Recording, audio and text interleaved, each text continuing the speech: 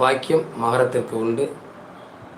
மகர ராசியில் பிறந்திருக்கக்கூடிய ஒவ்வொருத்தருக்கும் கடுமையான ஏழசையிலிருந்து விடுபட போகிறோம் அப்படிங்கிற நிம்மதியோட பெருமூச்சு விடலாம். மகரம் பல நேரங்களில் தன்னுடைய உழைப்பை குடும்பத்திற்காக மற்றவர்களுக்காக செலுத்திட்டு தான் கஷ்டப்படும் போதெல்லாம் புலம்பக்கூடிய காலங்கள் உண்டு. தேவையற்ற செலவுகளை, வீண் விரயங்களை விரும்பாத ராசினா அது மகரம்தான்.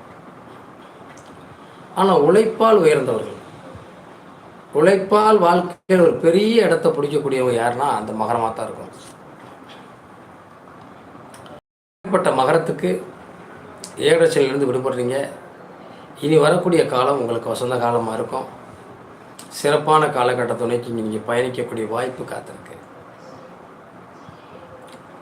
அடுத்து பார்த்தீங்கன்னா கும்பம். இந்த கும்பம் 2.5 ஆண்டு காலம் வரைய சனி, 2.5 ஆண்டு காலம் செம்ம சனி. இப்போ அங்கேருந்து செம்ம சனி மீனத்துக்கு போகிறார். நீங்கள் இதுவரை செய்த மருத்துவ செலவுகள், தேவையற்ற வீண் செலவுகள், கடுமையான பொருளாதார பாதிப்பு, நிறைய பேர் மூலமாக வாங்கிய நிறைய பிரச்சனைக்குரிய விஷயங்கள், இதையெல்லாம் கடந்து போகிறதுக்குரிய காலம் உங்களுக்கு இனி வந்துருச்சு. அதனாலையும் இந்த மகரம் தாண்டி கும்பம் இனி போக்கு சனி வரைய சனி. பாதங்களை கவனமாக பார்த்து கொள்வது, போக்குவரத்தில் கவனமாக போய் வருவது சிறப்பான பலனை கொடுக்கும். அதனால் மகரமும் இந்த சனிப்பை சேர்ந்து விடுபட்டது போல கும்பம் ஒரு 5.5 ஆண்டுகளை கடந்து விட்டது, போக்கு சனியாக இருக்கிறது. இனி உங்களுக்கு வாழ்க்கையில் வரக்கூடிய துன்பங்கள் எல்லாம் போகும் சனியாக இருக்கும். இனி வரக்கூடிய காலத்தில் வாழ்க்கை இனிமையாக இருக்கும். அதை பயன்படுத்திக்கோங்க. அடுத்து இந்த சனி 2.5 ஆண்டு காலம் விரய சனியை சந்தித்த மீனராசி போது ஜென்மத்துக்கே சனி போயிட்டார்.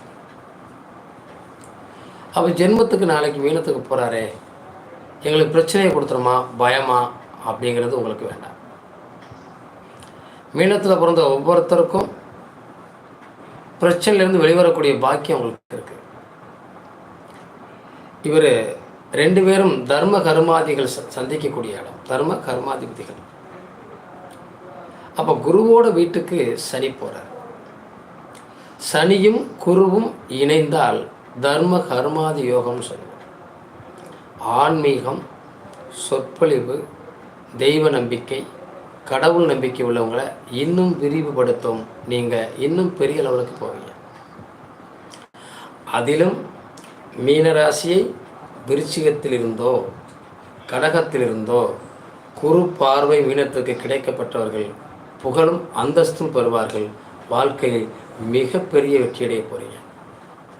சார், எங்களுக்கு ஜென்மச்சனி வந்துருச்ச, பெரிய பாதிப்பை தரும்னு சொல்கிறாங்களே, நீங்கள் ஒன்றுமே பண்ணாது பயப்படாதீங்கன்னு சொல்கிறீங்களையா, எப்படி நம்புறதுன்னு மீனராசியை சேர்ந்தவங்க நிறைய கேட்பீங்க. நிச்சயமாக மீனராசி குருவோட ராசி, மற்றவர்களை வாழ வைக்கக்கூடிய, உபதேசம் செய்யக்கூடிய ராசி. யாருக்கு அவர்கள் எதை செய்தாலும் அதற்கான நல்ல பலன் அவங்களுக்கு கிடைக்காட்டாலும் உலகம் முழுவதும் புகழும் அந்தஸ்தும் மாலையும் மரியாதையும் எனக்கு கிடைக்கும். மீனராசியை சேர்ந்தவர்கள் எப்போதும் இறைவனை நம்பக்கூடியவங்க, பெரியவர்களுடைய அன்பும் ஆதரவும் கிடைக்கப்பட்டவங்க, பொருளாதாரத்தில் வாழ்க்கையில் உயர்ந்து நிற்கக்கூடியவங்க, மற்றவர்களுக்கு உதவி செய்வதால் ஏற்றம் இறக்கத்தை காணக்கூடியவங்க. ஆனால் இந்த மீனராசியில் இருக்கக்கூடிய சந்திரனையும் சனியையும் குரு பார்வை பெற்ற இடத்துல விருச்சிகத்திலேயோ கடகத்திலேயோ இருந்து பார்க்கக்கூடிய மீனராசிரியர்கள் ரொம்பவே சிறப்பாக இருப்பாங்க. சரி, பார்க்கல சார், கஷ்டமாக இருக்குமா? பயப்பட வேண்டியதில்லை. சனிக்கிழமை இந்த சிம்மம், தனுசு, ஏன்னா தனுசுக்கு 4ஆம் இடத்துக்கு குரு போகிறார்ல, கும்பம், மீனம், சிம்மம், இந்த ராசிக்கார